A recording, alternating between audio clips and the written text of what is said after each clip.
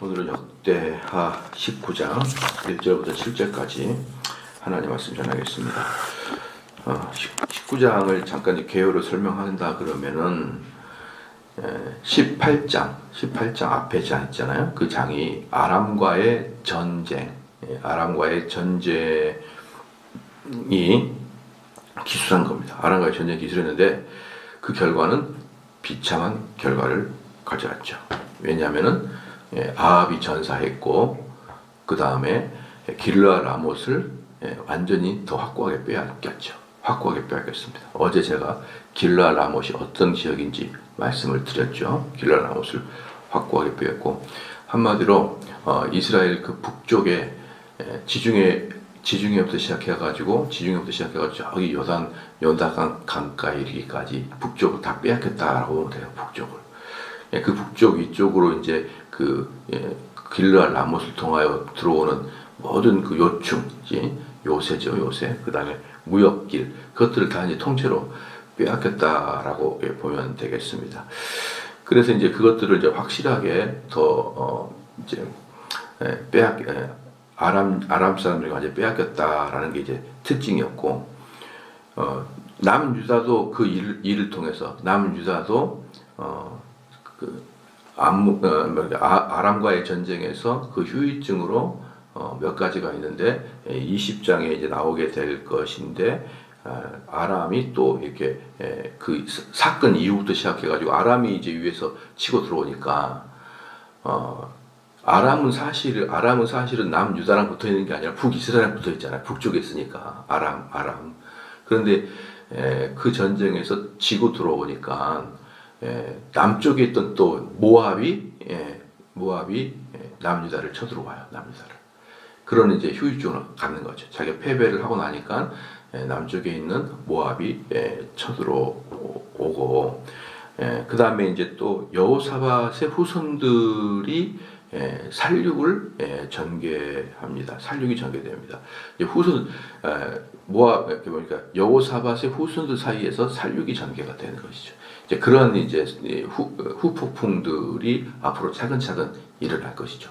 그렇기 때문에 아합은 죽었지만 그러나 여호사밧은 살았지만 여호사밧에게도 이런저런 이제 후유증이 발생하게 될 것이다. 앞으로 이제 그러나 여호사밧은 또 누구냐 그러면은 아주 현명한 왕이기 때문에 여기에서 이제 19장 1절 들어오자마자 2절 말씀에 하나님의 아들 선견자 예후라는 자가 여호사밧을 사정없이 책망을 해버립니다. 사정없이 책망을 하는데 이 여호사밧은 현명한 왕이기 때문에 그 선지자 이야기를 듣죠. 그래서 이런 부분이 대단한 것 같아요. 대단한 게 뭐냐 그러면 어떤 누구든지 잘못했다 그러면은 정말 서슬퍼르게 덤벼들거든요. 근데 이제 이걸 듣는 것은 보통 어려운 일이 아니죠. 우리 교회에서도 사역을 하다 보면은 누구라도 너 잘못했다 그러면 서슬퍼르 없이 덤벼들고 나 안 합니다. 다 던져버려요. 항상 우리 아버지가 항상 그런 말 하셨어요. 정 목사, 사람은 쓸 때는 쉬워도 그만둘 때는 어렵네. 항상 사람을 잘 보고 써라. 그런 말이 목회할 때 더 많이 느껴지는 거예요. 어떤 사람이 목사님 이거 좀 해보면 좋겠습니다. 그래요? 한번 해보세요. 이렇게 이제 하다가 이제 일이 시켜지거든요. 그러다가 이제 일이 마음에 안 들고 그러면은 이거 좀 아닌 것 같은데 이제 그랬다가는 이제 난리가 납니다. 죽이니 살리니 나가니 마니. 그래서 점점 어떤 생각이 드냐 그러면 차라리 교회 사역을 사역자들로만 해야겠다라는 생각이 점점 들어요. 자꾸 성도들을 시키니까 성도들은 어때요? 자기도 잘해보고 싶고 일 열심히 해서 칭찬받고 싶지. 누가 지적받고 싶습니까? 그러나 또 교회 일주일 와서는 그렇게 나가면 또 안 돼요. 그럼 또 조정해야 되는데 사역자들은 어쨌든 뭐 그런 것에 대해서 감수하고도 할 수 있고 이제 그러는 건데 이제 평신도들은 사실은 조금만 지적하게 되면은 그럼 제가 뭐 틀렸다는 말입니까? 뭐 제가 못한다는 말입니까? 안 할게요. 안 하면 됐죠. 이런 식으로 뭐 10중 8구 그렇게 되니까 이제 그러면서 이제 그분들은 또 다른 말을 뭐냐면은 이렇게 큰 목사님들 사람들이 충고하면 받아들이시고 또 그 말도 잘해요. 자기들은 충고하면 못 받아들이는데 다른 사람이 충고하게 되면은 받아들이시고요. 그런 얘기도 합니다. 그래서 참 사람들은 자기의 조그마한 잘못도 받아들이기가 어렵다. 그것도 이제 자연적인 상태에서. 우리 교회처럼 열심히 말씀을 전하고 진리를 전파하는데도 그 안에 있어도 여전히 그런 자기의 어떤 자아의 벌떡벌떡거림이 죽지가 않아요. 잘 죽지가 않습니다. 그런데 그렇기 때문에 여기에 여호사밧이라는 왕이 이 선지자 한 명에게 선견자 한 명에게 딱 지적을 받을 때 내가 잘못했습니다라고 하는 것은 보통을 넘어선 사람이에요. 보통을 넘어선 사람. 그렇게 했던 사람이 누구예요? 다윗이잖아요. 다윗도 나단의 지목에 그냥 내가 잘못했습니다. 그렇게 하잖아요. 그건 보통 사람이 아니라니까요. 보통 사람들은 누구예요? 이놈의 자식이 내가 전쟁 지고 왔다고 나를 무시해? 응? 나를 무시해? 당장 내가 아직도 힘이 건재야 되는 거 보여주마! 이러면서 이제 내가 개선 장군이 와도 나한테 이렇게 했을 거야? 내가 패배하고 오니까 나를 이렇게 업신여기니? 이러면서 더 막 화를 내는 것이죠. 그래서 이제 옛날에 이렇게 보면은 이제 결혼하는 사람들 보면은 때로는 이제 그 여성 쪽이 학력이 더 높거나 막 이렇게 더 부자거나 막 이런 분들 이런 사람이 결혼할 때 보면은 좀 여성이 아무 말도 안 했는데 자기 심지어 그냥 나 가방끈이 짧다고 나를 무시해 하면서 폭력을 행사하는 그런 남편들도 있고 그러잖아요. 그런 개념이에요. 그런 개념. 그러니까 자기가 조금 열등하다, 자기가 좀 졌다, 실패했다, 이럴 때 이제 충고하면 더 이제 폭발을 해버리는 경우가 있죠. 그게 이제 그것을 받아들인 게 바로 여호사밧입니다. 여호사밧이. 그러니까 여호사밧은 대단한 사람이에요. 그래서 이제 그가 그 말을 듣고 깨닫고 어떻게 했냐 그러면 제2의 종교 개혁을 일으킵니다. 여호사밧은 이전에 첫 번째 종교 개혁을 일으켰거든요. 근데 갔다 보자마자 두 번째 종교 개혁을 일으키는데 그 종교 개혁을 일으키게 되는 그 배경이 오늘 19장 1절부터 3절까지예요. 그 다음에 4절부터 마지막 절까지는 두 번째 종교 개혁을 일으키는 사람입니다. 그런데 이제 여기서 이제 중요한 게 뭐냐 그러면은 이렇게 종교 개혁을 일으켰는데 그 종교 개혁을 일으키고 나니까 상당한 양의 하나님이 회복을 주십니다.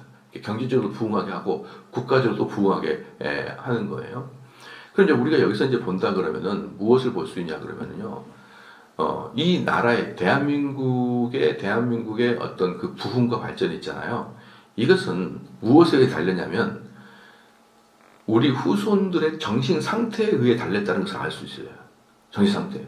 그러니까 지금 여기서 전쟁에 다 지고 와놓고 국방력을 회복해야 되는데 국방력을 회복하는 게 아니라 종교개혁을 단행하는 거예요. 그들의 머리에 있는 신앙심, 윤리 또는 어떤 태도의 문제 이런 문제를 여러분 바꿔주는 겁니다. 그래서 여러분 이게 종교개혁이나 어떤 국가의 부흥 발전은 단지 국방력만을 강화시켜서는 안 되고 제일 중요한 것은 젊은 백성들의 이 머릿속에 있는 이 사고 이것을 바꾸지 않으면은 절대로 여러분 나라가 부강한 나라가 될 수가 없는 거예요. 그래서 이제 우리나라 사람들은 예부터 열심히 하는 이런 습관들이 있는데 지금은 열심히 하는 애들도 별로 없어요. 이제 열심히 하는 애들도 별로 없고 학교에서는 여러분들 기억 안 납니까? 옛날에 고등학교 2학년 때부터 저는 밤 10시까지 학교에서 자율학습하고 물론 그 자율학습할 때 뭐 이렇게 다 공부한 건 아니죠. 공부한 건 아니지만 놀고 옆에 애들하고 이렇게 오목도 두고 뭐 몰래 뭐 또 농땡이도 부리고 그랬지만 전 국민이 전부 다 뭐 우리는 뭐 어떻습니까? 막 그냥 공부만 해야 된다. 이런 분위기에서 자랐다가 지금 애들 봐봐요. 지금 애들 봐보라고. 제가 고등학교 다닐 때 뭐 얼마나 여름에는 더워가지고 우통 벗고 공부하면서 그래도 뭐 별것도 아니긴 하지만 저희 딸이 고향 외고를 다녀요. 고향 외고를 다녔어요. 저희 딸이 고향 외고를 다녔다고요. 근데 고향 외고에서 공부 잘한다, 공부 잘한다. 걔네들 공부하는 거 보니까 내가 고등학교 때 했던 거 똑같아요. 그냥 내가 고등학교 때 했던 거야, 그대로. 뭘 대단한 게 있냐고. 뭘 대단한 게. 그래도 다른 말 뭐예요? 일반고는 완전히 망해먹었대요, 일반고는. 일반고는 우리 때는 뭐랑 똑같냐, 그러면 연합고도 떨어진 애들이 가는 거랑 똑같아요. 이게 일반고입니다, 여러분, 이게. 이게 일반고예요. 뭐, 고향외고 이번에 보니까 뭐 서울대 9명, 저희 고등학교 11명 갔어요, 서울대. 그 정도 가지고 무슨 외고니, 외고가. 지금 외고는 옛날에 일반고예요. 이렇게 뚝 떨어졌어요. 레벨이 뚝 떨어져 버렸어요. 그러니 여러분들 이 나라가 얼마나 어렵고 이 아이들의 머릿속에 얼마나 나약하고 우리 때처럼 헝그리 정신도 많이 사라져 버렸고 이런 아이들에게 대한민국의 미래를 맡겨야 된다고 생각하면은 여러분 뭐부터 해야 될까요? 정신 개조부터 시작해야 돼요. 정신 개조부터. 그러니까 여호사밧도 당장 다른 것보다 국방력 강화, 경제적 강화 아니에요. 오자마자 종교개혁 단행이에요.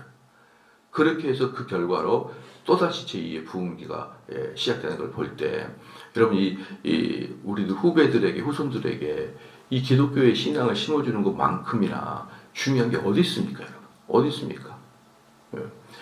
그러면서 이제 마지막으로 여러분이 알 게 뭐냐면 그러면은 이렇게 여호사밧이 이렇게 종교개혁을 단행해서 이스라엘의 3대 현군이라고 해서 3대 현군, 남유다의 3대 현군. 이 남유다의 3대 현군에는 다윗이나 솔로몬이 포함되지 않아요. 그 사람은 통일 왕이니까. 남유다의 3대 현군인데 그 사람이 여호사밧이고 그 다음에 히스기야고 그 다음에 요시야예요. 여러분들이 이제 어차피 성경을 계속 볼 거니까 이런 것은 기억을 하고 있어야 돼요. 남유다의 많은 왕 중에 3명의 왕을 하나님이 가장 좋아했는데 여기 나와 있는 왕하고 여호사밧과 히스기야 그 다음에 요시야 이렇게 남유다의 3대 형군이다라고 할 수 있어요. 거기에 포함돼요. 이 여호사밧이. 그러나 여전히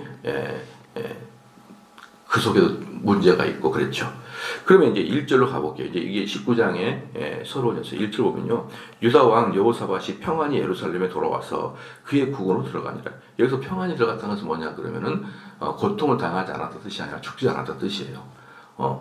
패배하고 남의 병사한테 쫓겨가지고 도망간 주제에 무슨 평안입니까, 평안은. 그러나 하나님께서 여호사밧에게는 여전히 호의적인 것이죠. 그래서 우리 성도들은 알아야 될 게 뭐냐면은 이 목사나 이 사역자들이나 또 뭐 어떤 지도자들은 모든 걸 잘했을 때 여러분이 존중하는 게 아니라 전반적으로 잘하면 돼요.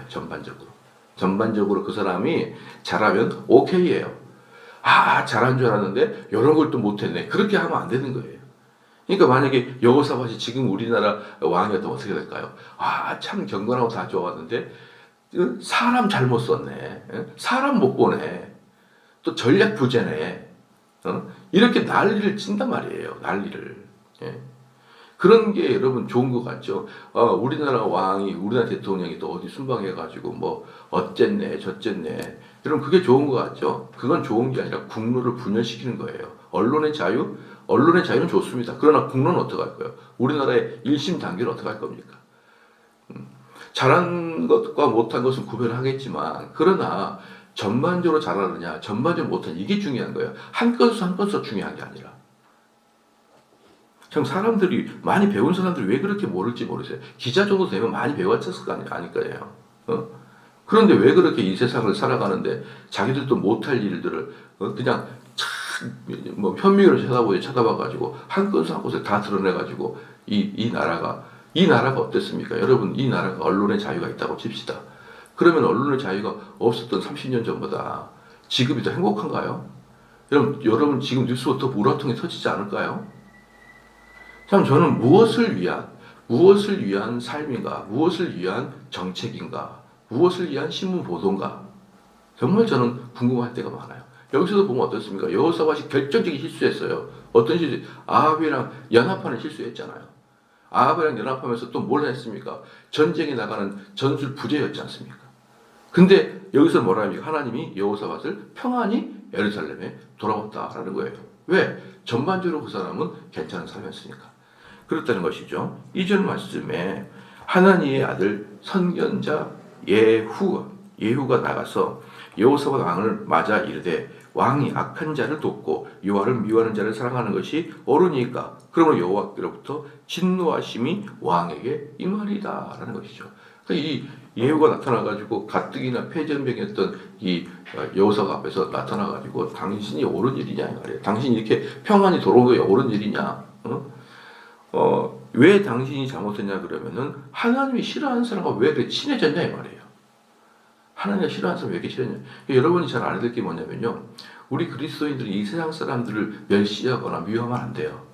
그 대신에 꼭 문제는 뭐냐면 그들에게 악한 습성을 본받을까 조심해야 됩니다. 악한 습성을 보면 만약에 예를 들어서 술자석을 가진다고 칩시다.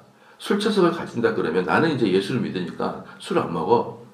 술 안 먹지만 나는 너희들이 하고자 하는 이야기 듣고자 나도 술자석에 참석하는 거 뭐 어때? 이런 것도 조심하라는 거예요. 왜냐 그러면요. 항상 좋지 않는 것은 습관이 빨리 듭니다. 항상 안 좋은 것은요. 본받기를 쉽게 해요. 옛날에 저희 어머니가 어릴 때 항상 공부 잘하는 애랑 친구가 되고 저렇게 막 나쁜 짓 하는 사람 친구가 되지 마라. 근데 제가 공부 잘하는 애랑 친구가 돼도 공부를 잘하는 게 아니에요. 내가 공부를 잘하는 친구가 돼도 얘는 잘하는데 나는 여전히 못해. 근데 노는 애들이랑 놀면 금방 물들어요. 금방 물들다고. 좋은 것은 어렵게 물들고요. 쉬운 것은 나쁜 것은 쉽게 물듭니다.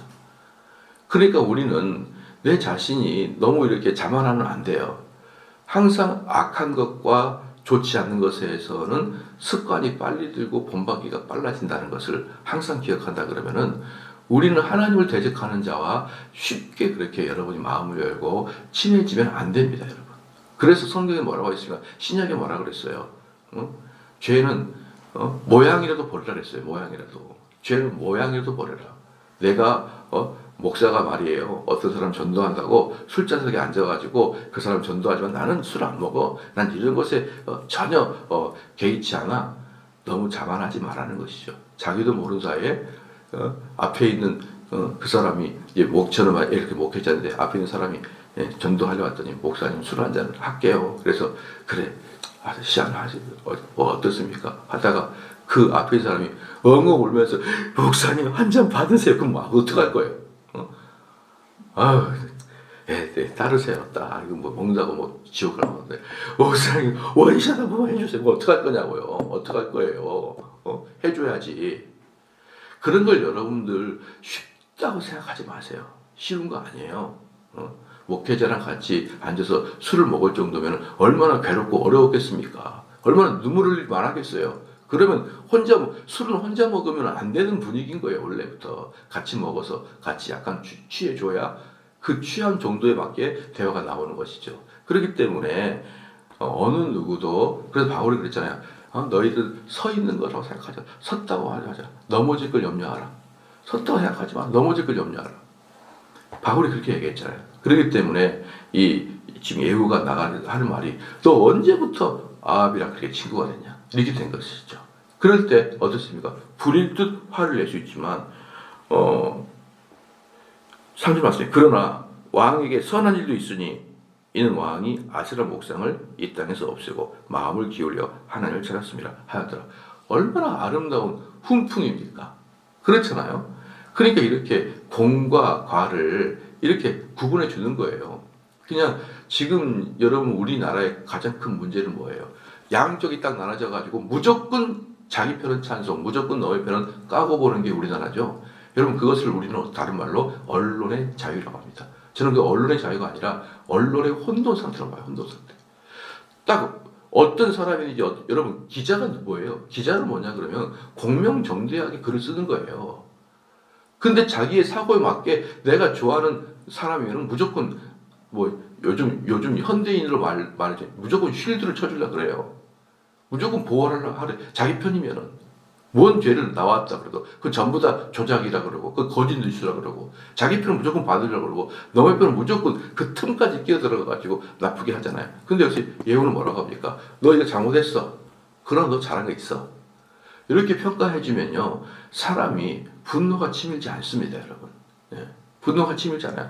가끔 가다가 우리가 보니까 청문회 보면 얼마나 말도 안 되는 이야기로 사람을 몰아붙이고 막 이랬어요. 그래서 그 장관 후보가 말하려고 말하지 마 막 그러면서 온갖 행패를 다 부려. 나 국회의원이 그렇게 대단한 사람이고 난생 처음 알았어요. 네. 참 이런 거 보면은요, 이런 성경 3절까지만 읽어도 어떻게 살아야 한국 사회가 화합이 될지 알 거 아니에요. 그러면은 청문회 받거나 누구 이렇게 받을 때도 이것은 잘못했지만 이건 잘했습니다. 이렇게 딱딱 이렇게 분리해서서 이야기한다 그러면은 이 나라가 점점 화합이 되지 않겠냐 이 말이에요. 화합이 되지 않겠냐. 4절 말씀, 여호사밧이 예루살렘에 살더니 다시 나가서 브엘세바에서부터 에브라임 산지까지 민간에로부터 두루다니며 그들의 조상들의 하나님 여호와께로 돌아오게 하고, 여기서 이제 여호사밧이 예루살렘에 살았어요. 이제 들어왔죠. 들어온 다음에 다시 나갔어요. 예루살렘 밖에 나가서 브엘세바에서부터 에브라임까지예요. 여러분, 이게 브엘세바가 어디냐면 남유다 경계선입니다. 남유다의 가장 남쪽 경계선 브엘세바. 에브라임은 어디냐 그러면은 에브라임 지파가 에브라임 지파가 북이스라엘의 수도예요. 수도. 사마리아가 에브라임 지파에 있습니다. 그러니까 이 남유다의 북쪽 경계선이 에브라임 지파로 밑에까지니까요. 다시 말하면 남유다의 남쪽 경계가 브엘세바예요. 남유다의 북쪽 경계가 에브라임이에요. 그러면은 여기서 브엘세바에서부터 에브라임까지 이런 뭐예요? 남유다 전체를 말하고 있는 거죠. 그러니까 지금 여기 여호사밧은 예루살렘에 있다가 남유다 전체를 돌아다니면서 지금 제2의 종교개혁을 단행하더라 이 말입니다. 그러나 이것은 남유다를 말하고 이스라엘 전체를 이야기할 때는 뭐라고 한다 그랬죠? 브엘세바에서 단까지, 단에서 브엘세바까지. 그것은 백두에서 할라까지 똑같은 말이에요. 단에서 이스라엘 전체는 단에서 브엘세바까지. 남유다를 말할 때는 에브라임에서부터 브엘세바까지 이렇게 이야기를 하게 됩니다. 이것은 남유다 전체 또는 이스라엘 전체를 이야기할 때 항상 통상적으로 백두에서 한라까지 이런 개념으로 쓰고 있어요. 만약에 이제 남쪽으로 말한다면 서울에서 제주까지 이렇게 또 북한산에서 한라산까지 이렇게 말하는 건 똑같다라고 할 수 있죠. 그래서 민간에 두루다니며 그들의 조상들의 하나님 여호와께로 돌아오게 했다. 그들을 여호와께로 돌아오게 했다라고 하는 말이 뭐냐면 남유다에도 이미 여호와를 떠난 사람이 많다는 뜻이에요. 남유다에도 여호와를 뜻이 많은데 이 여호사밧이 돌아다니면서 여호와를 섬기지 않는 자를 책망하고 책벌하고 심지어는 감옥에 가두고 종교개혁을 단행하면 좋은데 왜 그들을 돌아오도록 설교로 돌아다니냐? 왜 남유다의 사람들이 여호와께로 돌아오도록 설교하고 다니냐? 여호사밧 때문에 종교가 이렇게 됐거든요.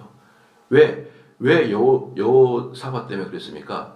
여호사밧이 첫 번째 자기 아들을 아합의 딸과 결혼시켜서 아합의 공주를 데리고 와서 이 예루살렘에 살게 했잖아요.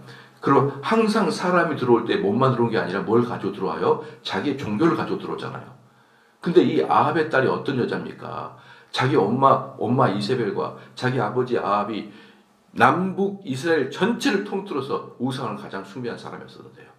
그러니까 그 딸이 뭘 배웠겠어요? 그러니까 예루살렘에 들어올 때 자기 엄마 아빠가 믿었던 그 종교를 딱 가지고 여러분 들어온 것입니다. 그 들어온 거예요. 그러니까 이 사실 그 다음에 두 번째는 뭐예요? 자기 여호사밧과 아합이 연대를 맺었잖아요. 연대를 맺어가지고 같이 일을 했잖아요. 그러니까 우리 아합이 저렇게 섬기는 신도 괜찮구나 이러면서 들어온 거예요. 물결이. 그러니까 여호사밧이 한편에는 종교개혁을 했지만 한편에는 아합의 딸을 궁궐 안에 들어오게 함으로 우상 숭배의 문을 열어놔 버린 거예요. 그러니까 이 사람들이 하나님을 떠나서 우상을 숭배하고 있는 것이 여호사밧의 큰 실책이라 이 말이죠. 그러니까 그들을 돌아다니면서 야 내가 그동안에 잘못 가르쳤다 돌아와라 그러면서 이제 남유다 전체를 돌고 다니는 것이죠. 그 이제 제가 이제 보면 이제 이런 분들이 계셔요. 이제 교회 와서 우리가 성경을 보고 이제 성경 공부를 해보니 우리 설교를 듣고 성경 공부를 해보니 내가 지금까지 배운 신앙이 잘못되었거나 아니면 최소한 너무 허접하다는 느낌이 이제 드는 거예요. 내가 그동안 뭘 배웠지 교회 다니면서. 이 목사님한테 이 교회 와서 성경 꺼내보니까 아무것도 모르는 것도 새로운 것도 계속 배우네.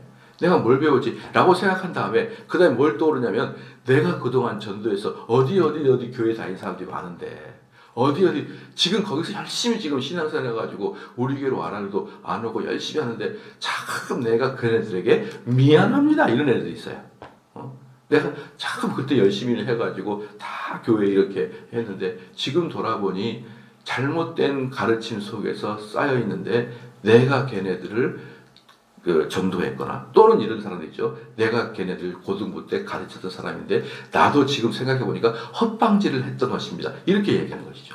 그럼 어떻습니까? 전화해가지고 야 내가 그동안 했던 거 잘못했으니까 빨리 교회를 옮겨야겠다. 그런 거예요. 지금 여호사밧이 그런 상태입니다. 내가 지금까지 했던 거 미안하니까 빨리 돌아오라. 그 뜻인 거예요. 그래서 4절 말씀 후반부에 그들의 조상들의 하나님 여호와께로 돌아오게 하고 지금 전도하고 있는 거예요. 5절 말씀에 또 유다 온 나라에 견고한 성읍에 재판관을 세우되 성읍마다 있게 하고. 근데 지금 이제 4절부터 종교개혁을 단행하는 거거든요. 4절부터 종교개혁을 단행하는데 첫 번째가 뭐예요? 종교가 아니라 재판입니다. 재판관부터 살아요. 재판관부터. 그래서 재판관들에게 이르되 너희가 재판하는 것이 6절입니다. 사람을 위하여 할 것인지 여호와를 위하여 할 것인지를 잘 살피라. 너희가 재판할 때 여호와께서 너희와 함께 하시니라. 여러분 이거 법원에 가게 되면은 그런 거 보이죠. 그 법의 여신이 이렇게 저울을 딱 들고 있잖아요. 저울을 들고 있으면서 특징이 뭐예요? 눈을 가렸잖아. 눈을 딱 가렸지 않습니까? 그 저울을 들고 있잖아요. 그러니까 네가 누군지 나는 안 보겠다는 거예요. 단지 너의 죄와 그 죄가 법으로 어떤 것인지 저울을 달아보는 거예요. 이놈의 죄와 이게 법으로 어떻게 될지 저울을 다는데 너가 누군지를 보지 않겠다는 거죠. 이거 여러분 이게 깨지면 나라는 깨지는 거예요. 재판. 그래서 이 나라에서 끝까지 마지막까지 양심을 저버리지 말아야 될 곳이 바로 재판입니다. 판사들이에요. 근데 문제는 뭐예요? 여러분 어떻습니까? 똑같은 사건을 A라는 판사가 말할 때는 기각, B라는 판사가 할 때는 유죄. 이거 어떻게 된 겁니까, 여러분? 이게. 여러분 그런 걸 지금 현실에 많이 보고 있죠. 그러면은 여러분의 죄는 어떻게 달라지냐 그러면은 그 판사의 성향에 따라 복골 복이 돼 버리는 거예요. 우리는요.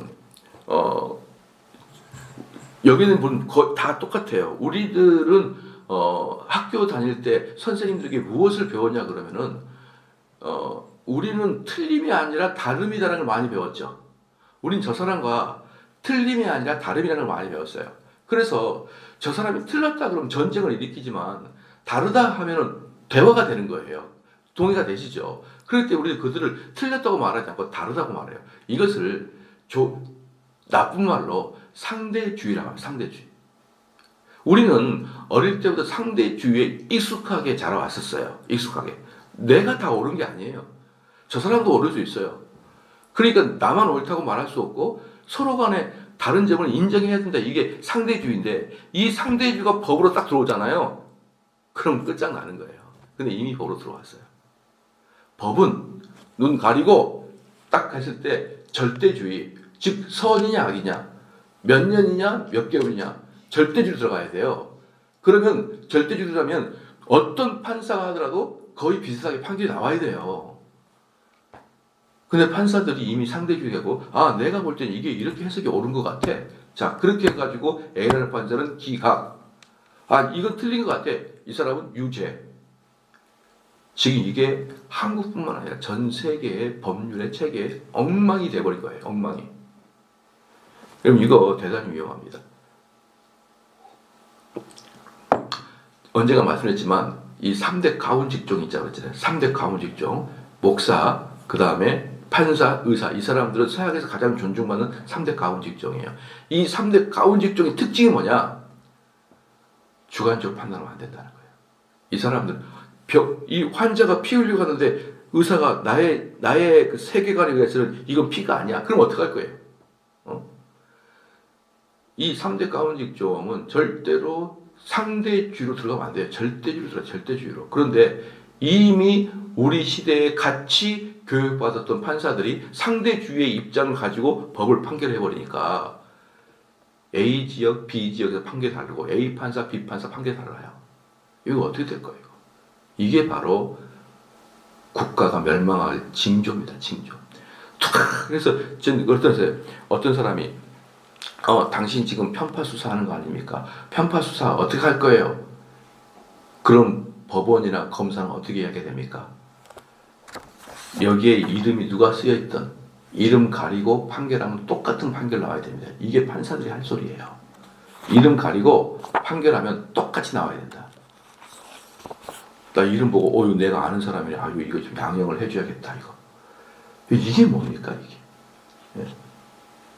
저는 이러한 사법체계, 우리나라의 지금 현재 사법체계 아주 엉망이 되어버렸고, 그 엉망이 된 가장 배경 속에는 우리가 어릴 때도 배웠던 상대주의적 요소. 우리가 항상 옳았다고, 이 말이 옳았다. 너는 틀리지 않고 달랐다. 이 말이 우리는 다 옳았다고 생각하는데, 어떤 분야에 이런 게 들어가게 되면 어때요? 나라는 혼동스럽게 됩니다. 제가 지금 말했던 그 3대 가운 직종은 상대주의를 공부를 하면 안 돼요. 이 사람들은 절대주의를 공부를 하고 있어야 됩니다. 목사도 마찬가지죠. 어떤 목사는 이 구절을 이렇게 해석하고, 어떤 목사는 이 구절을 저렇게 해석하고, 그럼 뭐가 진리예요? 뭐가 하나님 말씀이에요? 목회자들의 자기 사고와 철학에 따라서 해석을 달리하는데, 여러분들 아무것도 이상하게 생각하지 않죠. 목사님에 따라서 성경은 이렇게 해석할 수 있고 저렇게 해석할 수 있겠구나. 이것을 아무것도 어렵지 않게 받아들이죠. 그게 귀에 걸면 귀걸이, 코에 걸면 코걸이에요. 그게 뭐가 진리입니까? 뭐가 하나님 말씀이에요? 그럴 때 목사도 성경을 해석할 때는 절대주의로 해석을 해야 되는 거예요. 절대주의로. 자기 혼자 해석하는 게 아니라 지금까지 기독교 역사, 종교개혁 500년 동안에 이루어졌던 성경 해석법을 통해서 성경을 해석하지 않으면 다 상대주의적 성경 해석이에요. 그래서 내가 깨달은 바 이렇게 해버리는 것이죠. 그럼 위험한 것이. 일반 성도들이야 그렇게 할 수 있지만 목사들이 만약에 그런 식으로 만약에 해버린다 그러면 여러분 이 교회가 어떻게 되겠습니까? 좀 더 읽겠습니다. 그래서 5절에 또 6절에 재판관들에게 이르되 너희가 재판하는 것이 사람을 위하여 할 것인지 여호와를 위하여 할 것인지를 잘 살피라. 너희가 재판할 때 여호와께서 너희와 함께 하시니라. 재판관이 뭐라고 합니까? 하나님이 보고 있다는 거예요. 그 자리에 하나님이 계신다. 재판석 옆에 하나님 옆에 계신다. 너 하나님한테 심판받을 거 각오하고 재판해라는 것이에요. 편히 봐주지 말고. 7절 말씀에 그런지 너희는 여호와를 두려워하는 마음으로 삼가 행하라. 우리 하나님 여호와께서는 불의의 함도 없으시고 치우침도 없으시고 뇌물을 받는 일도 없으시니라 하니라. 재판관, 여러분 재판관은 뇌물을 받을까 안 하고, 저는 재판관은 지금 현재 우리 한국 재판관들은 뇌물을 받고 있다고 생각합니다. 왜 뇌물을 받고 있다고 생각하냐면요, 한번 여러분 생각해 보십시오. 정관예우 있죠. 정관예우. 정관예우가 뭡니까? 판검사로 오래 있다가 은퇴하면 1년 동안 이 사람이 수임한 재판은 99% 승소해요. 이걸 정관예우라고 합니다. 그러면은 내가 그 정관예우 당한 그 판사한테 변호사한테 내가 그 사건을 주잖아요. 엄청난 돈을 줘야 돼요. 왜? 그 사람이 재판을 변호사하게 되면 99% 승소거든요. 그러니까 이 사람들이 판검사를 하려면 사법고시에서 유능해야지 판검사가 되거든요. 그렇게 유능한 사람이 30년 동안 법원에 있었고 검찰에 있었잖아요. 그럼 공무원 월급이니까 많이 못 벌었을 거 아니에요. 그걸 1년 만에 수십억씩 벌어버리게 해줍니다. 정관예우가. 그러면은 여러분 봐보십시오. 내가 판사인데 이 사람이 정관예우, 내가 법원에 근무할 때 선배 변호사로 있어요. 그럼 이 판사가 정관예우를 통해서 저 사람을 승소합니다. 그럼 저 사람이 기용한 변호사는 어때요? 저 사람이 고객은 돈을 많이 준 사람이란 말이에요. 그럼 이 사람은 돈이 없어가지고 국선 변호사야. 이 사람 돈이 많아서 정관예우예요. 이 사람이 이긴다고. 이걸 왜 뇌물이라고 생각하지 않습니까, 여러분? 네? 뇌물이죠. 내가 죄가 어쨌든 간에 정관예우 당한 사람한테 돈 퍼부어주면은 이 사람은 두 번째는 뭡니까? 이 사람은 개인 변호사예요. 이 사람은 김현장 변호사야. 엄청나게 비싸. 이 사람한테 승소가 가요. 이런 비합리적인 것에 여러분 아무것도 머리가 아프지 않죠. 저는 그런 거 생각하면 지긋지긋해요. 이놈의 국가가. 정관 외우가 뭐고, 김현장이 받으면 죄를 지어도 죄 없는 거 돼버리고, 이런 식의 한국에, 그럼 그 사람들 변호사 살려면 돈을 엄청 줘야 되는 거고, 돈 있는 사람이 이기는 거예요, 결국. 얼마나 억울한 일입니까? 실제 보십시오. 그런지 너희가 여호와를 두려워하는 마음으로 삼가 행하라. 우리 하나님 여호와께서 불의함도 없으시고 치우침이 없으시고 뇌물을 받는 일도 없으시니라. 이걸 여러분 김현장 정면에 딱 붙여봐요. 되나 안 되나? 안 되죠. 안 되죠. 그러니까 이 나라가, 이 대한민국이라는 나라가 진짜 제대로 회복이 되려고 그러면 이 기독교의 정신으로 무장돼야 되는 것이고요. 첫 번째 법원부터 여러분 바뀌어야 됩니다. 이 법원에서의 지금의 상대주의적 판결, 그다음 정관 외우와 그 비슷한 변호사를 썼을 때의 무죄가 될 확률이 높아진 이런 것들이 왜 아무것도 아니겠습니까? 이 나라의 근간 자체가 흔들리는 건데요. 그래서 이러한 것들을 보면서요, 참 이 나라가 정말 여러분 한번 생각해봐요.